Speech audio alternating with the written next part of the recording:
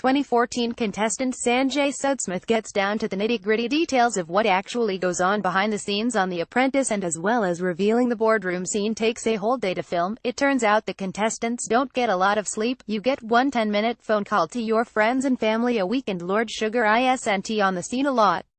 Advertisement continue reading below. 1.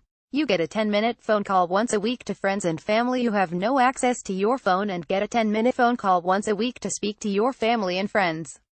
It's probably on a par with Big Brother. You're in the outside world doing stuff, but the process has to be protected. You're literally cut off from reality. Point 2. You're shut off from any normality. You weren't allowed to talk to family and friends about the tasks or anything related to the process. It's tough. You're only allowed to tell a couple of people you're on the show in the first place. You're in this really confined bubble where you're under huge amounts of pressure from the tasks, but you're equally shut off from any normality. When you finish filming, you're still not allowed to talk about it. Advertisement continue reading below. 3. Some tasks take 5 days to film. You're continuously filming throughout the length of the show. It's back to back. You rarely get a day off.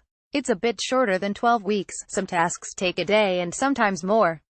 It's filmed a few months before it actually goes out on air, but you don't know what's happening day to day. Point 4. When the phone goes off in the morning, it genuinely is a surprise. When the phone goes off in the morning, it genuinely is a surprise. Some mornings you might find yourself waking up at 10 a.m. going, "Oh, there's not been a phone call," and realizing you've got the day off. You get the phone call and you have 20 minutes and you've got to be downstairs ready to go during that 20-minute period. 5. Who picks up the phone before the task isn't pre-planned? Who picks up the phone is not a decision, it's who wakes up first to get it. I answered the phone in week 4, and this is really sad. I woke up at like 4 a.m. and I was like, "Oh, we haven't had a phone call yet."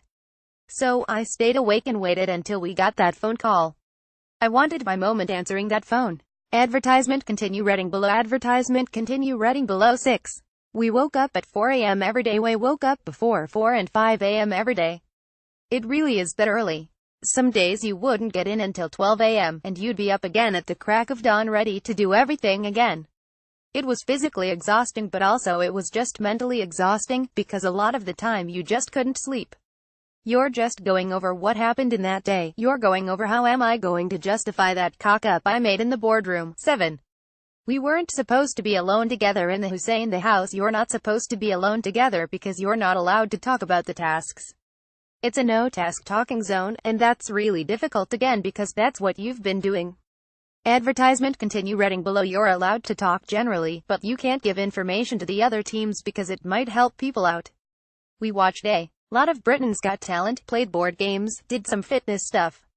On the odd day off we got taken shopping or got taken to the cinema, but you weren't allowed to speak to anyone in the outside world. Point 8.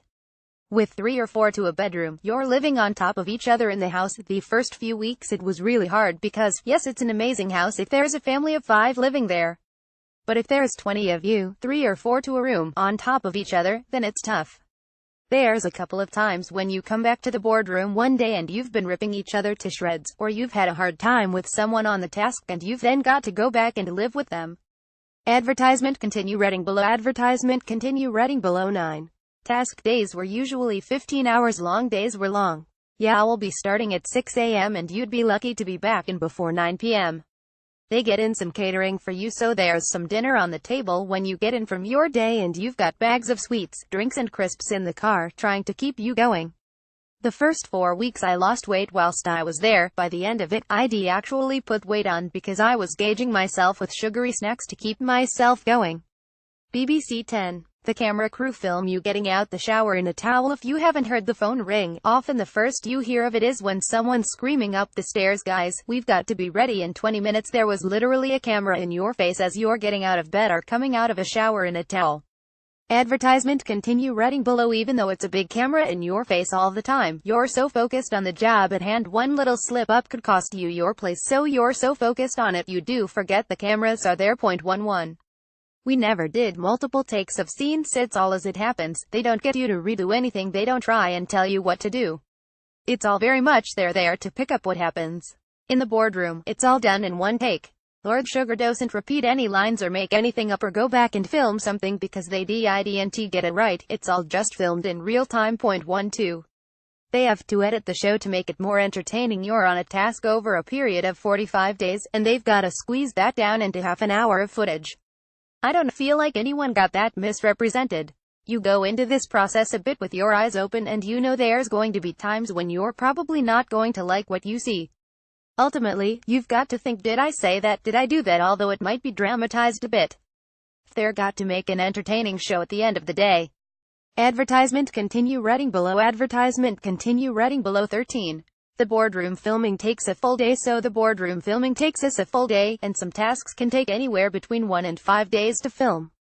You've got your first boardroom, and that takes a good couple of hours to go through everything that each team's done, and then you've got your second boardroom where, if you lose, you've got to go off to the loser's cafe, and then you come back and do your second boardroom. If you're in the final 3, you've got to go back in again, and obviously it's edited down, but it's really intense. 14. We went to a couple of different losers' cafes. The Losers' Cafe is in London. It's a short drive from the boardroom. It's a proper builder's cafe, where you go when you know you've lost the task and 2 more people are going back in that boardroom, so you're thrashing it out with each other. This is your opportunity to deflect the blame onto other people. Advertisement continue reading below. 15. We only saw Lord Sugar at the beginning of tasks, and in the boardroom Lord Sugar sets the task off and you see him in the boardroom. That's it. That's why he's got Nick and Karen, or Karen and Claude now, to follow us around and see what we're up to. From his perspective, he hasn't got time to be speaking to us. The whole purpose of the process is to find someone who wants to be his business partner. He's not worried about forming a relationship. 16. But Karen and Claude are there all the time. When I was on it in 2014, it was Nick and Karen, and they were out on every task following us around, and it adds that element of pressure. If they're going to be giving direct feedback, they're watching you and will bring up things that you've said or done in the boardroom. They are there all the time. They do have a chat to you and they do have a laugh sometimes, but the main purpose is for them to observe and watch what we're getting up to.